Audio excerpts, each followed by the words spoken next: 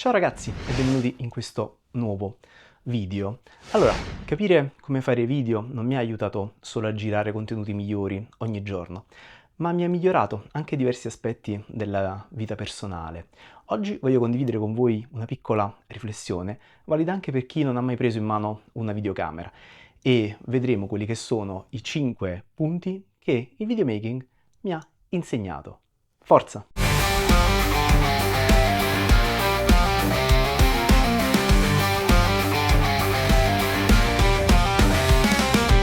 La prima cosa, come diceva Sherlock Holmes, è vedi ma non osservi.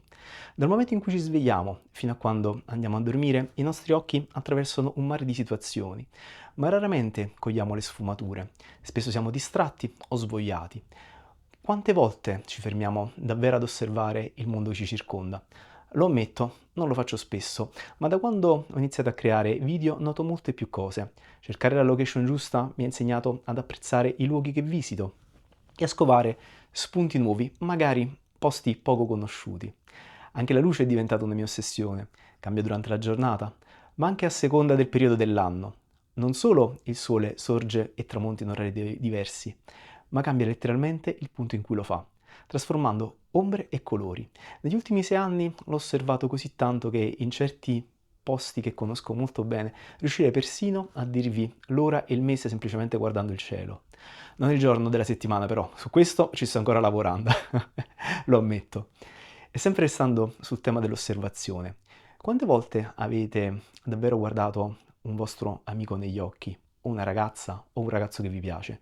Io prima non lo facevo e non ci facevo caso, ma ora mi diverto a notare i dettagli, le sfumature del colore degli occhi, i segni sul volto, le scelte e i vestiti, oppure il tipo di trucco, perfino i graffi dei gatti sulle mani. La seconda cosa invece che ho imparato è che non tutto è importante. Quando giriamo un video dobbiamo scegliere cosa tenere e cosa scartare. Una giornata intera è una lunghissima scena, ma se fosse un film non tutto avrebbe davvero un peso. A volte basta concentrarsi sulle poche cose che ci fanno stare bene o su quei compiti che una volta svolti ci aiutano a crescere e a maturare. L'errore più comune che ad esempio fanno i videomaker principianti è riprendere tutto senza mai staccare, con movimenti delle camere sempre frenetici e senza un vero e proprio piano. Nella vita a volte succede proprio lo stesso, diamo troppo peso ad ogni cosa, corriamo senza una prospettiva, invece potremmo fermarci e chiedere che cosa è davvero importante nelle nostre giornate, dove possiamo investire meglio il nostro tempo e le nostre energie. E poi sì, magari provare a fare un vero e proprio piano. E se siete fan di MacGyver o delle team, sapete che un piano ben riuscito è sempre la cosa migliore. E ricordate sempre di portare con voi un elastico, un coltellino svizzero nella tasca e una bic, che non si sa mai, ma questo lo capiranno in pochi. La terza lezione invece che ho imparato è la pazienza, accompagnata dalla costanza. Quando ad esempio vuoi girare una scena non sempre viene bene al primo tentativo. Quando ad esempio documentiamo qualcosa non sempre accade quello che speriamo e spesso ci tocca aspettare. L'attesa e la perseveranza sono qualità che vale la pena allenare ogni giorno e in ogni ambito. Nessuno è venuto al mondo già correndo e parlando, eppure oggi sappiamo fare entrambe le cose. Ogni aspetto della vita richiede costanza, a volte in modo semplice, altre volte in modo un po' più faticoso. Spesso molliamo perché non vediamo subito i risultati nel breve periodo, ma ci sono cose che, proprio per loro stessa natura, non danno i frutti subito.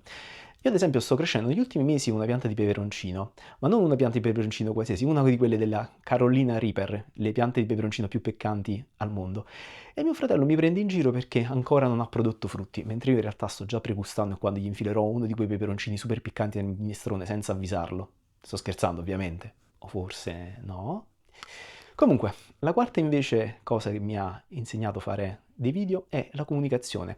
Lo so, può sembrare banale, però lavorare sia dietro che davanti a una videocamera mi ha migliorato tantissimo, soprattutto l'aspetto della comunicazione, sia verbale che non verbale.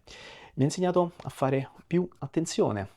Ad esempio, avete mai pensato di provare ad ascoltarvi quando parlate? Siete sicuri che la vostra postura o il tono non trasmettono un messaggio differente rispetto a quello che realmente vorreste comunicare? Beh, vi dirò una cosa che forse vi sorprenderà, in realtà capita a tutti di non accorgersi dei propri modi e questo porta poi ovviamente a dei fraintendimenti. Non è che ora io sia immune a questo tipo di difetto, però almeno cerco di rendermene conto. Riuscire ad evitare gli errori? Beh, magari nella prossima vita. Per ora mi limito semplicemente a tenerne il conto uno per uno. Vediamo se riesco ad arrivare a 100. E poi adesso vi dico la quinta e ultima cosa. La quinta e ultima cosa che fare video mi ha dato è stato allenare l'immaginazione. Creare una storia, che sia scritta, filmata o raccontata, richiede accendere e allenare l'immaginazione, accendere il cervello. La vita è troppo breve per limitarsi semplicemente a subirla. Possiamo immaginare diversi modi in cui viverla e cambiarla. La mente è un posto incredibile, a volte ci regala scenari assurdi, perfetti semplicemente per registrare dei video, altre volte invece ci crea soluzioni concrete a problemi reali. La mente è la nostra arma migliore, quella che ci ha fatto evolvere e sarebbe veramente un peccato sprecarla senza farla lavorare e funzionare al massimo. Ora ragazzi, spero che queste 5 piccole lezioni possano esservi utili, magari riuscite a metterle in pratica molto meglio di me e sicuramente riuscirete a migliorare le vostre giornate. O perché no, magari domani potreste diventare dei videomaker o dei content creator. Comunque, se questo video vi è piaciuto potete sempre lasciare un like, iscrivervi al canale, condividere con i vostri amici per darmi una mano a far crescere questo canale. Se volete e avete voglia di spendere qualche punto hype per farlo vedere in più alla piattaforma, può solo farmi piacere. E come si va, ci vedremo nel prossimo video. See you next!